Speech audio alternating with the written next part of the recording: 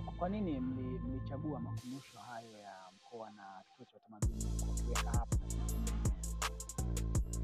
Asante sana. Kihistoria, makumbusho hii niseme hivi ni matokeo ya kazi ya Chuo Kikuu cha Iringa, idara ya utalii na utamaduni, ambapo tuliazimia kuwa na utafiti wa tamaduni za Iringa chini ya program asasi isiyo ya serikali inayofahamika kwa jina la Fahari Yetu Tanzania.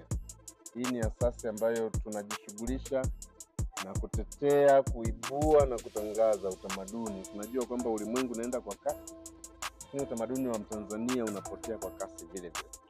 Kwa hiyo tunajitolea sisi, tunanisema hivi, kama wanazuoni, kama wahadhiri wa chuo, watafiti, tuliamua kufanya hiyo, lakini haikuwa bure. Tulifanya kwa sababu tulikuwa na support au tulikuwa na ufadhili wa Umoja wa Ulaya kwa wakati huo. Mradi huu wa Fahari Yetu ulikuwa ni miongoni mwa miradi 10 katika taifa iliyopitishwa kama washindi mwaka 2012 na 2013 tulianza tafiti zetu rasmi. Sasa kwa swali lako lilo uliuliza kwa nini makumbusho ya mkoa hapa? Labda nitoe kidogo historia. Hili jengo ni miongoni mwa majengo matatu ya kihistoria yanayounda mji wa Iringa. Kwa hiyo ukizungumzia mji wa Iringa wenyewe, sio hapa tulipo kwa asili yake. Mji wa Iringa upo Kalenga. Kwa hiyo asili ya Iringa, niseme hivi, makao makuu ya Iringa kihistoria kabla ya ukoloni yapo Kalenga chini ya Chifu Mkwawa. Kwa hiyo ngome ya Mkwawa ya kule Kalenga ambayo inaitwa Lipuli ndiko ambako kunafahamika kwamba ndio mji wa Iringa.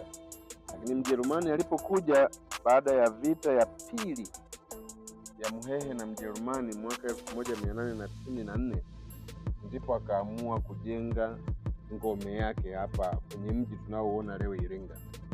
Kwa jengo la kwanza lililojengwa mwaka 1896 ndipo hapo kituo cha polisi. Kwa hiyo ukifika hapa Police Central utakuta kuna jengo ambalo kama limeachwa halitumiki. Jengo jeupe lipo kwa nyuma, lile ni masalia ya majengo ya kwanza. Kwa hiyo lile jengo naweza nikaita ndilo la kwanza jengo kongwe kwa mji wa Iringa. Na Dr. kabla hujaenda mbali zaidi, ndio majengo haya yalijengwa kabla ya Wajerumani hawajachukua himaya ya Mkwawa au baada? Kama nilivyoeleza, baada ya vita ya pili ambapo Mjerumani alishinda. Sasa